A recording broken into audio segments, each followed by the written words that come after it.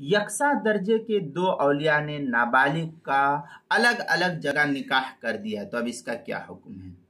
चुनांचे अगर यकसा दर्जे के दो औलिया ने नाबालिग लड़की का निकाह अलग अलग जगह कर दिया तो जिस वली ने पहले निकाह किया वो नाफिज हो जाएगा, वो निकाह नाफिज होगा।